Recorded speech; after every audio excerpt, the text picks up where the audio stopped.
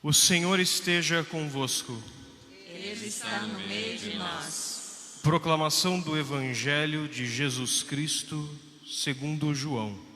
Glória a vós, Senhor.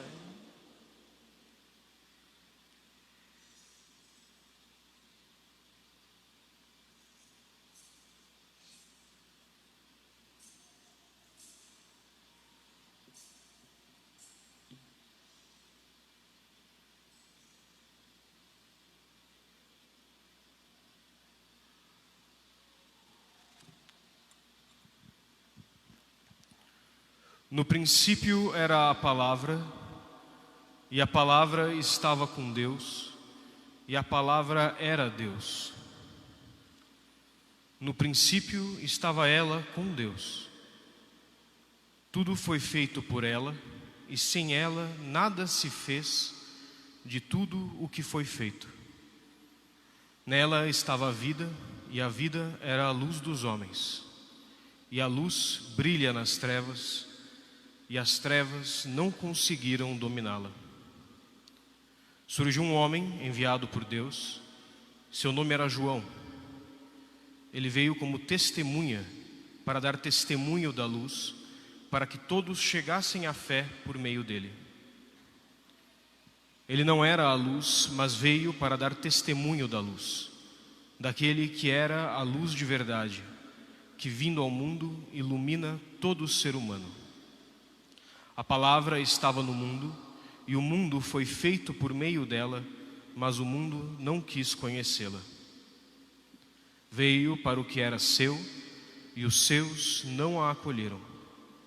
Mas a todos que a receberam, deu-lhes a capacidade de se tornar filhos de Deus, isto é, aos que acreditam em seu nome, pois estes não nasceram do sangue, nem da vontade da carne, nem da vontade do varão, mas de Deus mesmo.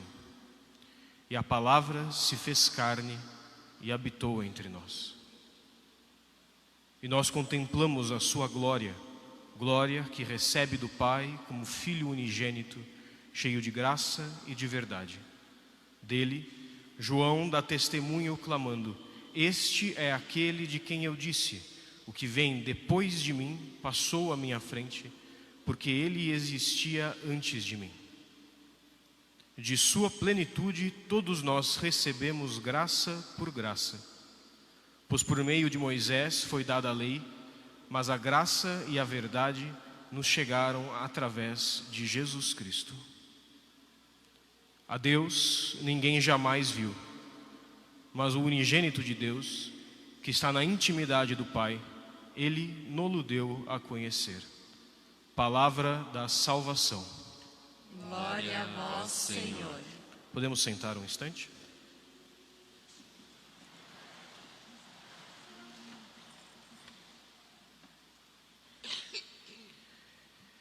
Queridos irmãos, queridas irmãs, há muito tempo, muito mais do que 2000 anos, Deus criou o homem. A Santíssima Trindade inteira, Pai, Filho e Espírito Santo, formou Adão, nosso primeiro pai, do barro da terra. Mas, ainda que fosse criado da terra, como todos os animais também o foram, e tivesse semelhanças com os animais e com as plantas e com tudo aquilo que nasce, cresce e morre, Deus quis Adão semelhante a si mesmo. Façamos o homem à nossa imagem e semelhança, como lemos no Gênesis. Únicos entre todas as criaturas da terra, Adão e Eva não eram só criaturas, eram imagem e semelhança de Deus. Em outras palavras, tudo aquilo que se via na alma e no corpo de Adão e de Eva refletia ao próprio Deus. Eles eram belíssimos, inteligentíssimos, imortais. A natureza humana, amparada, sustentada pela graça contínua de Deus, os elevava acima das coisas do mundo e, sendo criaturas, não viviam como criaturas, mas tomavam parte da própria vida do Criador. Pensavam como Deus pensava, amavam como Deus amava. Criados assim, nesse estado de inocência, nossos primeiros pais eram felizes. Eles viviam em verdadeira comunhão com Deus, num jardim de delícias, onde não havia dor ou medo. Tudo aquilo que os rodeava, o céu, a terra, a água, o ar, os animais, tudo, absolutamente tudo, os conduzia para amar mais a Deus, para conhecer mais, para tornarem-se a cada dia mais parecidos com aquele que os havia criado e, por consequência, mais felizes, pois a sua felicidade era semelhante à felicidade do próprio Deus. Aquela felicidade eterna que o Pai, o Filho e o Espírito Santo compartilham entre si desde toda a eternidade. Antes de criar o homem, entretanto, Deus criou os anjos. Isso nos diz Santo Agostinho. Nós vemos logo no início do livro do Gênesis, quando Deus disse: exista a luz, e a luz existiu. E Deus viu que a luz era boa e separou a luz das trevas. A luz são os anjos bons, e as trevas, que da luz foi separada, são os anjos maus, os demônios. Essa separação, nos ensina a Santa Igreja, aconteceu porque Lúcifer, o mais belo, o mais inteligente, o mais poderoso, o maior de todos os anjos que Deus havia criado, tornou-se orgulhoso, embebedou-se daquilo de bom que viu em si mesmo e, em sua loucura, quis ser feliz sem Deus. Esse foi o grande pecado de Lúcifer e de todos os anjos que o seguiram e que, por sua soberba, por sua desobediência, foram condenados ao inferno. Eles decidiram que não precisavam de Deus, que não o adorariam como ele queria ser adorado e que seriam felizes sem ele. Aconteceu assim. Deus revelou para os anjos toda a história da salvação. Inclusive, dizem os santos, que Deus revelou até mesmo que um dia uma mulher humana seria a rainha dos anjos e que um homem reinaria sobre todo o céu e sobre toda a terra. E por todo o céu se fez ouvir a voz de Lúcifer em seu grito de rebeldia: non serviam, não servirei. O plano de Deus era ruim, consideraram os anjos maus, e eles não precisavam de Deus para nada, bastavam-se a si mesmos. A resposta foi imediata e veio do menor de todos os arcanjos, Micael. Quem como Deus? E, esmagados pela verdade imbatível da soberania do Criador, os anjos maus foram expulsos do paraíso e lançados à terra. Ganharam, assim, o nome que lhes damos hoje, demônios. Lúcifer, que significa o portador da luz, passou a ser conhecido como Satanás, o adversário, aquele que se opõe. E foi exatamente isso que fez Satanás no jardim do Éden. Ele se opôs, criou oposição, fomentou a dúvida, a mentira, aproximou-se de nossos primeiros pais e, tecendo mentiras, incitou neles a desconfiança do amor de Deus. Fez com que tivessem medo, com que duvidassem de que Deus os amava, de que Deus sabia o que era melhor para eles. Mas fez pior. Fez com que Adão e Eva também acreditassem que podiam ser felizes sem Deus. Sereis como deuses, disse a serpente. Como quem diz: vocês não precisam de regras, não precisam obedecer, não precisam confiar, não precisam se entregar. Vocês não precisam de Deus. Façam o que eu digo, sigam as minhas palavras e vocês serão verdadeiramente felizes, verdadeiramente independentes, livres, completamente livres de Deus. E eles fizeram. Disseram não a Deus para que pudessem dizer sim ao demônio. Eles se deixaram enganar, se deixaram confundir. Não porque fossem burros, porque não eram, mas porque queriam ser maiores do que Deus. Queriam ser livres, queriam ser felizes sem aquele que os havia criado. A serpente mentiu, sim, mas não fez nada além de dar uma desculpa para aquilo que já se insinuava nos corações de Adão e de Eva. A consequência dessa revolta do homem contra Deus é aquilo que experimentamos todos os dias. O homem foi expulso do Éden, perdeu a inteligência e a beleza préternatural. Pior do que isso, perdeu ao próprio Deus. E até hoje, todos nós repetimos, todos os dias, o pecado de Lúcifer, que é o mesmo pecado de Eva e o mesmo pecado de Adão. Achamos que podemos ser felizes sem Deus. Talvez não cheguemos a formar o pensamento, a dizê-lo em voz alta, ou a usar todas as palavras, mas nós agimos assim, e isso já é bastante. Com o pecado original, Adão e Eva, assim como todos os seus descendentes, se tornaram filhos da ira. Filhos de uma natureza humana corrompida pelo pecado, destruída, manchada, confusa, má. Eles, que haviam sido criados à imagem e semelhança de Deus, perderam a semelhança. Tornaram-se imagens sujas, deformadas e nada mais. O homem quis ser livre de Deus e Deus disse, tudo bem.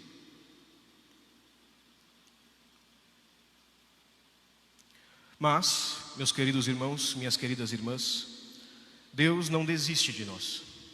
Nós desistimos de Deus, mas Ele não desiste de nós. Ele é Deus e seu amor é justo, sim, mas não tem limites. No mesmo instante em que Adão e Eva eram expulsos do paraíso, para que pudessem, como haviam desejado, viver livres de Deus, o mesmo Deus que eles rejeitaram prometia o Redentor, quando dizia para a serpente, porém inimizade entre ti e a mulher, entre a tua posteridade e a posteridade dela. Ela te pisará a cabeça e tu armarás traições ao seu calcanhar, como lemos no Gênesis. Este é o primeiro anúncio do Redentor. Está ali no primeiro livro da Bíblia e por isso é chamado do proto-evangelho, um evangelho primitivo, que anuncia a vinda do Cristo no mesmo instante em que Adão e Eva pecam e criam a separação. O que aconteceu então desde o primeiro instante em que Adão e Eva se viram fora do Éden? Deus os desamparou? De modo nenhum. Deus iniciou passo a passo um longo processo para reunir tudo aquilo que havia sido separado. Um longo caminho para que a dívida da ofensa causada pelo homem à divina majestade pudesse ser paga. E a mácula, a ferida, a doença do pecado pudesse ser curada na alma do homem e nós pudéssemos mais uma vez nos unir a Ele. Para que pudéssemos dizer mais uma vez que somos imagem e semelhança de Deus, de que há algo em nós que é verdadeiramente divino. Durante séculos, durante milênios, Deus conduziu pacientemente a humanidade, escolhendo os seus. Sempre um grupo pequeno, dentre uma minoria que os hostilizava e os desprezava. Abraão, Noé, Moisés, tantos profetas, tantos juízes, tantas gerações de homens mais nobres do que nós, mais dignos, mais merecedores do que nós. Durante milênios, Deus preparou-nos para a vinda daquele único que poderia realizar com justiça o sacrifício redentor. Aquele que, sendo Deus, poderia pagar com o seu sangue uma dívida infinita e, sendo homem, poderia morrer no lugar dos homens. Esse, meus irmãos e minhas irmãs, é o menino que hoje, é o menino de quem hoje nós celebramos o nascimento. Nosso Senhor Jesus Cristo. Deus de Deus, luz da luz, Deus verdadeiro de Deus verdadeiro, gerado, não criado, consubstancial ao Pai. Por Ele todas as coisas foram feitas, e por nós, homens, e para nossa salvação, desceu dos céus e se encarnou pelo Espírito Santo no seio da Virgem Maria e se fez homem. É disso, meus queridos irmãos, que se trata verdadeiramente o Natal. Do cumprimento de uma promessa feita aos nossos primeiros pais. A promessa de que, a despeito da nossa maldade, Deus viria ao nosso encontro e nos permitiria mais uma vez gozar de sua presença, de sua companhia, de seu amor.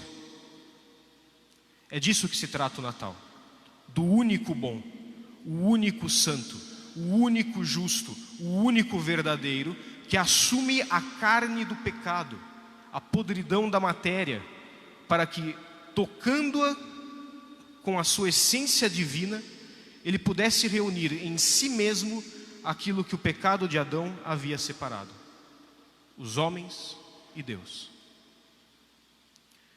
E é a respeito disso também que fala o evangelho que lemos hoje, chamado de o prólogo de São João. Eu vou ler alguns trechinhos aqui, poucos, tá? Fiquem tranquilos. Mas a tradução é diferente da que está escrito aqui, é uma tradução mais antiga e um pouquinho mais precisa. Então não estranhe, o texto é o mesmo. No princípio era o Verbo, e o Verbo estava junto de Deus, e o Verbo era Deus. O Verbo é Jesus, o Filho de Deus, segunda pessoa da Santíssima Trindade. Ele estava no princípio junto de Deus. Ele não tem começo, como Deus não tem começo. Todas as coisas foram feitas por Ele, e sem Ele nada foi feito. Toda a obra da criação se deu por meio de Cristo, que é a inteligência divina. Nele estava a vida, e a vida era a luz dos homens. E a luz resplandece nas trevas, e as trevas não o receberam. Nosso evangelho que nós lemos hoje traduz não o receberam por não o dominaram, né? Na verdade, o termo específico, eu não vou entrar em detalhes, mas o termo específico que eles usam pode ser entendido como não o receberam, não o acolheram, não o envolveram, né? E por isso acabou se tendo essa tradução por não o dominaram, que é meio infeliz. Mas enfim, aqui, nesse momento de que a luz resplandece nas trevas, São João nos fala do Natal. Ele, Jesus Cristo, a própria luz de Deus, que é a vida da alma dos homens, o caminho, a verdade e a vida, ele nasce no meio do mundo dominado pelo pecado. A luz resplandece nas trevas, e as trevas não o recebem. Assim como no nosso mundo, irmãos e irmãs, não o recebem.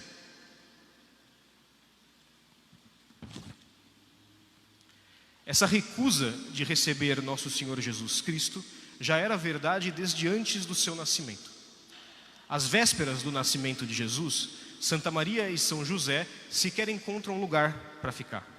Não há espaço para Jesus na vida dos homens, não há espaço para Jesus num mundo obcecado por dinheiro, por política, por conforto, prazer, status e honras passageiras. Não há espaço. Enquanto o mundo inteiro ferve em agitação, bagunça e barulho, enquanto o mundo inteiro olha para um relógio esperando a meia-noite, enquanto o mundo se excita e se deleita com todas aquelas coisas que o demônio lhes preparou com carinho, o menino Jesus nasce em meio aos animais, como um bicho, no frio e na pobreza, rejeitado por todos aqueles que ele mesmo viera salvar. É por isso que mais de 1000 anos após o nascimento de Jesus, um dos maiores santos da Igreja Católica, São Francisco de Assis, andava pelas ruas da Itália, num tempo em que as pessoas tinham muito mais fé e muito mais amor do que tem hoje, e chorava exclamando: o amor não é amado, o amor não é amado, o amor não é amado. Deus se fez homem, irmãos e irmãs. Mais do que isso, Deus se fez menino, se fez criança, se fez um bebezinho de colo, dependente de nós em tudo. E desde o primeiro instante de sua vida, só encontrou rejeição, desprezo e violência. E tudo isso ele padeceu alegre e feliz por amor. Por amor a mim, por amor a cada um de vocês hoje aqui reunidos, por amor a cada um daqueles que estão em casa, seja por motivo justo ou injusto, e por amor a cada uma de todas as pessoas que já existiram, existem ou vão existir. Quem ama a humanidade, no geral, são os políticos. Deus nos ama individualmente. a cada um de nós. Em cada momento de sua vida, Jesus conhecia o nome e o rosto de cada um de nós. E cada sofrimento, cada angústia, cada lágrima, cada gota de suor e de sangue, Ele derramou com alegria, sabendo que aquele era o preço da minha, da sua, da nossa salvação. O amor não é amado, meus irmãos e minhas irmãs. Não precisamos ir longe. Não precisamos falar do mundo, dos poderosos, dos políticos, das outras religiões. Pensemos em nós mesmos. Nós amamos Jesus? Amar Jesus não é ter bons sentimentos por Jesus. Não é ter simpatia por Jesus. Não é achar Jesus legal. Isso não é amor. Nós recebemos Jesus verdadeiramente em nossos corações? Há espaço para Jesus em nossas vidas? Há espaço para Jesus na minha vida e na sua vida? Nós queremos ser felizes sem Deus também? Ou reconhecemos que a nossa felicidade depende de Cristo? Que a nossa felicidade depende de uma vida de entrega a Cristo, de uma vida fiel aos mandamentos, de uma vida vivida conforme Cristo nos ensinou? Não tenham pressa em responder. Pensem de verdade. Pensem na vida de vocês. Olhem para o coração de vocês e se perguntem: se Jesus não houvesse nascido, se eu não fosse cristão, o que seria diferente? A minha vida é diferente da vida de alguém que não conhece Jesus? Se eu comparar a minha vida com a vida de um ateu, o que é diferente? Tudo bem, eu venho na igreja, mas isso é material, isso é um acidente. Tirando nisso, tirando o fato de que você de vez em quando vem na igreja, o que você pensa, o que você fala, como você faz, como você age, o que você acredita, que valores você defende, quais são as suas diversões, o que você acha bom, o que você acha ruim. Se você sentasse do lado de um ateu, vocês seriam diferentes? O que você faz de verdade, somente por Jesus, por amor a Ele e mais nada? Jesus deu a vida dele para salvar a minha alma. E eu? O que eu faço? Hoje Jesus nasceu para nós. Nasceu para nos salvar. E temos todo o direito de nos alegrarmos, de cantar, de rir, de comemorar. Todo o direito. Mas paira sobre a alegria do Natal de nosso Senhor a sombra da cruz. Eu diria ainda mais, eu diria que a cruz está no centro do Natal, pois o Natal só existe para a cruz, o Natal só se completa na cruz. Cristo nasceu para a cruz. Então olhemos para o presépio, olhemos para o menino Deus, pobre e envolto em panos na manjedoura. E depois olhemos para o homem Deus, destroçado, mutilado, crucificado por nós. E nos lembremos daquela antiga exortação de São Paulo na carta aos Hebreus. Por isso, olhando para Cristo, por isso nós deixamos todo o peso que nos detém e o pecado que nos envolve e corremos a corrida que nos é proposta, pondo os olhos no autor e consumador da fé, Jesus, ao qual, tendo sido proposto o prazer, sofreu a cruz. Considerai aquele que sofreu tal contradição dos pecadores contra si, tal rejeição, e não vos deixareis cair no desânimo. Pois vós, meus irmãos, minhas irmãs, como diz São Paulo, não resististes ainda até o sangue, combatendo contra o pecado. Meus queridos irmãos, o amor nasceu, mas o amor não é amado.